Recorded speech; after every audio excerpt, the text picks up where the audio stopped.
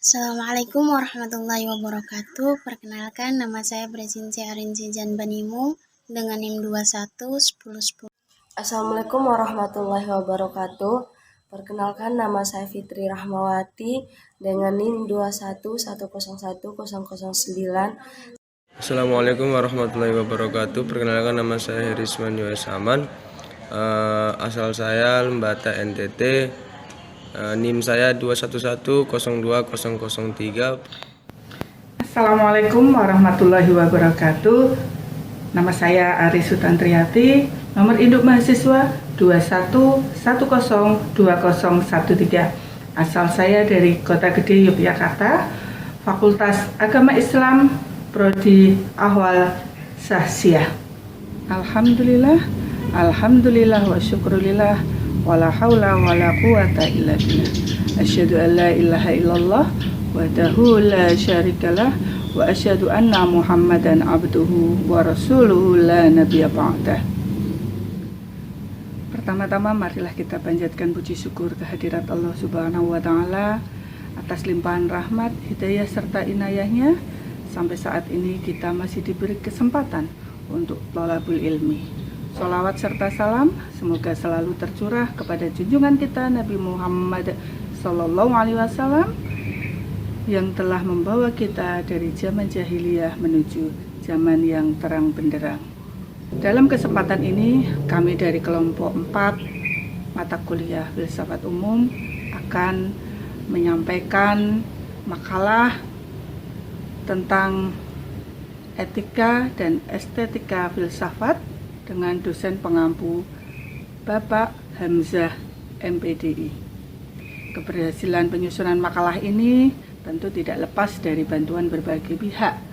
Oleh karena itu, penyusun mengucapkan terima kasih tak terhingga kepada semua pihak yang telah mendukung hingga selesaikannya makalah ini. Penyusun menyadari bahwa makalah ini jauh dari sempurna. Oleh karena itu, kami mohon saran dan kritik dari rekan-rekan semua. Besar harapan penyusun, semoga makalah ini dapat bermanfaat bagi para pembacanya. Baiklah, akan kita mulai bab 1 tentang pendahuluan. Latar belakang dari masalah ini adalah sekarang ini kita bisa melihat dan merasakan kemerosotan etika dan estetika. Manusia semakin dihadapkan dengan mengikuti perubahan dan perkembangan zaman. Sudah banyak orang yang tidak peduli dengan lingkungan sekitar. Secara pasti apa penyebabnya tentu kita tidak bisa memastikan. Akan tetapi memang sangat diperlukan pengkajian yang lebih mendalam lagi terkait hal tersebut. Etika dan estetika merupakan prinsip moral dari perilaku manusia sebagai kesatuan sosial. Sangat erat sekali hubungannya dengan adab sopan santun dan tata cara dalam berperilaku di masyarakat. Kemerosotan etika dan estetika di masyarakat sekarang ini sangat memprihatinkan seiring berkembangnya dengan teknologi yang semakin pesat, handphone semakin canggih, tontonan televisi yang kurang mendidik, internet yang mudah diakses, kemudian masih banyak lagi teknologi yang sangat berkembang. Ini yang harus disadarkan kembali di masyarakat agar selalu mengedepankan etika dan estetika menghadapi perkembangan teknologi. Dalam makalah ini akan disampaikan hal-hal yang terkait dengan kaitannya etika dan estetika. Makalah ini dibuat untuk memenuhi tugas mata kuliah filsafat umum yang berjudul Etika dan Estetika Filsafat. Dalam rumusan masalah ini akan kita bahas mengenai 3 hal. Yang pertama filsafat, kedua etika, yang ketiga estetika. Selanjutnya kita mulai dengan bab 2 tentang pembahasan. Pembahasan yang pertama yaitu tentang filsafat. Berbicara tentang definisi filsafat, tentu kita tidak hanya melihat dari salah satu pendapat ahli, tetapi kita bisa melihat pendapat dari beberapa ahli yang telah mengupakan pendapat tentang filsafat tersebut. Berikut kami sampaikan pendapat para ahli tentang filsafat. Yang pertama adalah WJS Purwodarminto. Filsafat merupakan pengetahuan dan penyelidikan dengan akal budi mengenai sebab-sebab, asas-asas hukum, dan sebagainya daripada segala yang ada dalam alam semesta ataupun mengetahui kebenaran dari adanya sesuatu. Yang kedua, Bertrand Russell. Filsafat adalah tidak lebih dari suatu usaha untuk menjawab pertanyaan-pertanyaan terakhir, tidak secara dangkal atau dogmatis seperti yang kita lakukan dalam kehidupan sehari-hari dan bahkan dalam ilmu pengetahuan. Akan tetapi secara kritis dalam arti kata, setelah segala sesuatunya diselidiki, problem-problem apa yang dapat ditimbulkan oleh pertanyaan-pertanyaan yang demikian itu, dan setelah kita menjadi sadar dari segala kekaburan dan kebingungan yang menjadi dasar bagi pengertian kita sehari-hari. Yang ketiga, Immanuel Kant. Sementara itu, Immanuel Kant merumuskan filsafat sebagai ilmu pengetahuan yang menjadi pokok pangkal dan puncak segala pengetahuan yang tercakup di dalamnya. Ada 4 persoalan, yaitu apakah yang dapat kita ketahui, apakah yang harus kita kerjakan, sampai di manakah harapan kita, serta apakah yang dinamakan manusia. 2. Manfaat filsafat. Dengan belajar apa itu filsafat, seseorang akan cenderung berpikir kritis dengan mempermasalahkan hakikat persoalan dan mempertanyakan jawaban yang dikembangkan. Hal itu tentu saja dapat membuat kita lebih arif dan bijaksana. Manfaat lain dari filsafat, entah sadar atau tidak, membuat kita berpikir, merenung, memilih dan bertingkah laku dan bertindak berdasarkan keyakinan yang kita panuti dan dinilai merupakan permasalahan yang tidak tuntas dijawab hanya dengan tradisi, konvensi, ilmu, atau gabungan semuanya. Pencarian dan penuntasan masalah itu akan banyak terbantu dengan filsafat, sebab filsafat adalah suatu bagian dari keyakinan dan tindakan kita meskipun kebanyakan hal itu tanpa kita sadari. B. Etika. 1. Pengertian etika. Filsafat etika atau moral adalah cabang filsafat yang melibatkan sistematisasi, membela, dan merekomendasikan konsep perilaku benar dan salah. Istilah etika berasal dari kata Yunani kuno ethikos, yang berasal dari kata ethos, kebiasaan. Etika ini berkaitan dengan nilai. Secara bahasa, kata etika asalnya adalah dari bahasa Yunani kuno, ethikos. Arti dari kata ini adalah sesuatu yang timbul dari adanya kebiasaan, sehingga etika memiliki sudut pandang yang normatif dengan objek berupa manusia serta perbuatan manusia itu sendiri.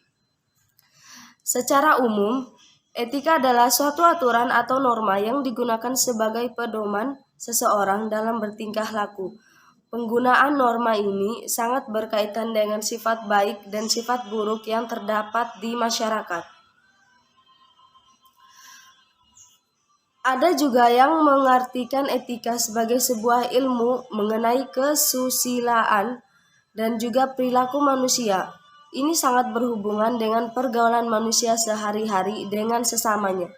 Selain itu juga berhubungan dengan aturan serta prinsip mengenai perbuatan yang benar. Akhirnya, etika bisa dimaknai sebagai suatu tanggung jawab dan kewajiban moral seseorang dalam berbuat sesuatu. Para ahli memiliki pendapat yang cukup beragam mengenai pengertian etika. Berikut 5. Etika profesional. Etika profesional merupakan jenis etika yang dikenakan pada karyawan di perusahaan atau sebagai anggota profesi.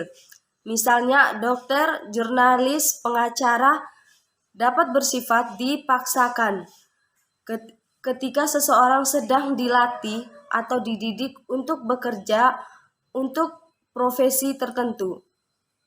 Apabila etika profesional tidak dipatuhi, maka dapat merusak reputasi profesional orang yang tidak patuh tersebut. Yang keenam, etika bisnis. Etika bisnis adalah tindakan yang dilakukan dalam kegiatan bisnis dengan tidak menyalahi aturan organisasi dan masyarakat. Dalam etika bisnis, setiap kegiatan harus dalam keadaan wajar dan sesuai dengan norma dan etika yang berlaku. 7. Etika teknik. Etika teknik bukan tentang memberitakan kebajikan, melainkan bertujuan untuk meningkatkan kemampuan seseorang sebagai insinyur untuk secara bertanggung jawab menghadapi masalah moral yang diangkat oleh aktivitas teknologi. Yang kedelapan, etika berbasis manusia. Jenis etika juga dikenal sebagai antroposentrisme. Adakah paham yang mementingkan kepentingan manusia di atas kepentingan alam semesta? Yang kesembilan, etika berbasis ilmiah. Istilah etika ilmiah dapat merujuk pada etika dalam sains. Etika ilmiah adalah cabang etika terapan. Etika ilmiah adalah bagian dari etika profesional. Aturan perilaku khusus yang dipatuhi oleh orang-orang yang terlibat dalam pengejaran yang disebut profesi. Yang 10, etika biosentris. Etika biosentris adalah suatu keyakinan bahwa kehidupan manusia erat hubungannya dengan manusia, penghuni alam semesta. Contohnya adalah manusia juga bergantung dengan makhluk hidup lainnya dan harus menjaganya. Yang ke-11 ada etika ekosentris. Dalam etika ini memahami bahwa secara ekologis makhluk hidup dan lingkungan antibiotiknya saling terkait, tidak terpisahkan sehingga kewajiban dan tanggung jawab moral manusia tidak hanya dibatasi pada makhluk hidup saja. Yang ke-12 etika. Yang ke-C estetika. 1. Pengertian estetika. Para ahli telah menguraikan pengertian tentang estetika di antaranya adalah sebagai berikut. Yang pertama, Bruch-Alsop. Etika menurut Bruch-Alsop adalah ilmu yang meneliti proses dan aturan menciptakan karya seni yang harus menciptakan emosi positif pada orang yang melihat dan merasakannya. Yang kedua ada Herbert Reed. Estetika menurut Herbert Reed adalah kesatuan dan bentuk hubungan antara penyerapan sensorik manusia. Orang biasanya memandang estetika sebagai seni yang selalu mengandung nilai keindahan. Yang ketiga ada J.W. Morris. Menurut J.W. Morris, estetika sama dengan konsep seni, karena estetika dapat dikenakan pada berbagai objek, baik yang indah maupun yang berbeda. Morris juga menemukan bahwa estetika adalah objek seni. Yang keempat ada D.R.A. Artini Kusmiati. Estetika menurut Artini adalah keadaan yang berkaitan dengan perasaan keindahan yang hanya bisa dirasakan oleh seseorang jika suatu benda menurut D.R.A. mengandung campuran unsur yang harmonis. Yang kelima, Kamus Besar Bahasa Indonesia. Menurut KBBI, estetika memiliki dua makna. Yang pertama, estetika adalah cabang filsafat yang membahas bidang nilai keindahan seni dan respon manusia terhadapnya. Yang kedua, estetika juga dapat didefinisikan sebagai sensitivitas manusia terhadap seni dan kecantikan. 2. Contoh estetika. Berikut ini adalah beberapa contoh dari estetika. Contoh, dia tidak begitu cantik, tetapi menarik untuk dilihat. Ini bisa diartikan sebagai bentuk kategori yang cantik dalam cakupannya, di mana nilai estetika adalah kemampuan suatu untuk memancing pengalaman estetika. Orang dapat mengatakan bahwa objek itu indah ketika bentuknya memiliki pengaruh timbal balik dan menarik harmoni antara imajinasi dan pemahaman atau pikiran. Kecantikan ini bersifat subjektif. Setiap orang memiliki tingkat pemahaman yang berbeda, tergantung pada relativitas dari pemahaman yang dimiliki. Ketajaman bentuk estetika. Contoh nilai estetika yaitu ketika kita melihat pemandangan, melihat pertunjukan, atau mencoba makanan. Nilai estetika akan bersifat subjektif bagi mereka yang bersangkutan. Seseorang akan senang hatinya melihat lukisan yang menurut mereka itu indah, tetapi orang lain mungkin tidak menyukai lukisan itu, dan kita juga tidak bisa memaksa lukisan itu untuk menjadi indah. 3. Fungsi estetika. Sekarang kita akan membahas fungsi estetika. Estetika sendiri memiliki makna seni tentang kecantikan. Estetika diperlukan dalam kehidupan sehari-hari. Dengan estetika, kami bisa menilai sesuatu baik atau buruk. Ilmu pengetahuan yang meneliti segala sesuatu yang berkaitan dengan kecantikan adalah ilmu estetika yang meneliti semua aspek dari apa yang kita sebut kecantikan. Tetapi ini bukan hanya tentang kehidupan sebuah karya, melainkan tentang aspek kehidupan yang berkaitan dengan keindahan. Apakah itu pengetahuan psikologi, emosi, dan lain-lain? Estetika ini juga digunakan untuk mengevaluasi hal-hal yang dianggap baik atau buruk dalam kehidupan sehari-hari. Keempat, teori-teori estetika. Yang pertama, teori estetika formil. Banyak yang berhubungan dengan seni klasik dan pemikiran klasik. Teori ini menyatakan bahwa keindahan eksterior bangunan melibatkan masalah bentuk dan warna. Teori ini memandang keindahan sebagai hasil formal dari lebar, tinggi, ukuran, dan warna. Rasa keindahan adalah emosi langsung yang disebabkan oleh bentuk terlepas dari konsep lain. Dalam teori ini, ia menyerupkan konsep yang benar-benar ideal yang berhubungan dengan bentuk-bentuk indah yang bertujuan mistisme. Yang kedua, teori estetika expression. Teori ini mengatakan bahwa keindahan tidak selalu terwujud melalui bentuknya, tetapi melalui maksud, tujuan, atau ekspresi. Teori ini mengasumsikan bahwa mayoritas keindahan suatu karya seni tergantung pada apa yang diungkapkannya. Dalam arsitektur, kita dapat menciptakan keindahan dengan ekspresi paling sempurna antara kekuatan daya tarik. Arsitektur, kita dapat menciptakan keindahan dengan ekspresi paling sempurna antara kekuatan daya tarik dan kekuatan material. Asumsi dasar utama keindahan arsitektur sekarang adalah ekspresi fungsi atau kegunaan sebuah bangunan. Yang ketiga, teori estetika psikologis. Menurut teori ini, keindahan dibagi menjadi 3 aspek, yaitu yang pertama, keindahan adalah hasil dari emosi yang hanya dapat ditunjukkan dalam metode psikoanalitik. Karya seni ini memperoleh keindahan dari reaksi yang sama sekali berbeda. Yang kedua, keindahan adalah hasil dari kepuasan pemirsa dengan objek yang dilihat. Yang ketiga, keindahan dalam arsitektur adalah ritme, yang sederhana dan mudah dalam arsitektur. Anda dapat mendengar pengunjung melakukan apa yang dilakukan bangunan dengan cara yang sederhana dan fleksibel. Yang keempat, teori esensialitas. Prinsip ini menyatakan bahwa seseorang yang menilai sesuatu yang indah berbicara tentang sesuatu yang memberikan kesenangan yang dihasil dari kemampuan manusia pada umumnya. Memberi kegembiraan kepada seseorang juga dapat membawa kegembiraan bagi orang lain. Karena pada suatu titik setiap orang memiliki keterampilan dasar yang sama dengan kesenangan. 5. Teori bentuk tujuan. Dalam teori ini, jika keempat sebelumnya berhubungan dengan subjek yang mengalami keindahan, dan kita dapat melihat teori keempat dari objek keindahan itu sendiri. 5. Unsur-unsur estetika. Berikut unsur-unsur estetika yang perlu dipahami. Yang pertama, unsur bentuk.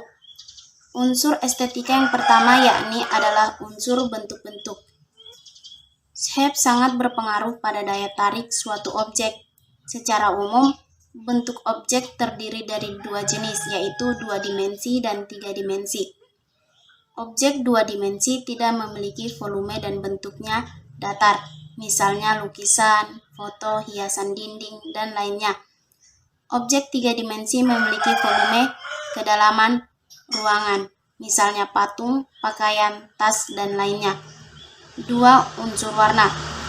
Estetika adalah keindahan, yang dimana pengertian ini cukup sering diutarakan oleh banyak orang. Warna sangat berpengaruh untuk meningkatkan keindahan pada benda ataupun objek lainnya. Keindahan suatu objek juga sangat dipengaruhi oleh unsur foto, hiasan dinding, dan lainnya. Objek 3 dimensi memiliki volume, kedalaman, ruangan, misalnya patung, pakaian, tas, dan lainnya. 2. Unsur warna. Estetika adalah keindahan, yang dimana pengertian ini cukup sering diutarakan oleh banyak orang. Warna sangat berpengaruh untuk meningkatkan keindahan pada benda ataupun objek lainnya. Keindahan suatu objek juga sangat dipengaruhi oleh unsur warna. Umumnya, pilihan warna objek akan disesuaikan dengan orang yang akan menggunakannya. Yang ketiga, unsur tema. Unsur estetika berikut yakni adalah unsur tema. Unsur tema yang dimaksud di sini adalah ide atau gagasan yang disampaikan oleh pembuat objek atau karya seni kepada orang lain. Biasanya, tema suatu karya akan dipengaruhi oleh banyak faktor, misalnya letak geografis, adat istiadat, budaya, dan lainnya. Yang keempat, unsur motif hias. Unsur estetika yang selanjutnya yakni unsur motif hias. Motif hias ialah pola atau gambar yang menjadi hiasan pada objek atau produk. Tujuan penambahan motif hias pada suatu objek ialah untuk menambah nilai keindahan atau estetika pada objek atau produk tersebut. Dan terakhir, kesimpulan dan penutup. Dari uraian yang telah kita sampaikan di atas, dapat disimpulkan bahwa dalam setiap kehidupan ini tidak bisa lepas dari etika dan estetika, sehingga diharapkan seseorang bisa menerapkan etika dan estetika kemanapun dan dimanapun berada. Etika dan estetika sangat mempengaruhi kehidupan manusia. Hal tersebut juga berarti bahwa etika dan estetika membantu manusia untuk mengambil sikap dan bertindak secara tepat dalam menjalani kehidupan ini. Selain kesimpulan di atas, kita juga dapat menyimpulkan tentang perbedaan etika dan estetika sebagai berikut. Yang pertama, etika terkait nilai baik, buruk dalam perilaku, membahas masalah tingkah laku perbuatan manusia. Yang kedua, estetika terkait keindahan, indah atau jelek, membahas tentang indah atau tidaknya sesuatu. Dengan adanya makalah yang kami sampaikan, semoga kita bisa menjalani kehidupan ini dengan baik tanpa melanggar etika atau norma-norma yang berlaku di masyarakat. Itu saja yang dapat kami sampaikan, kurang dan lebihnya kami mohon maaf. Billahi taufiq wal hidayah. Wassalamualaikum warahmatullahi wabarakatuh.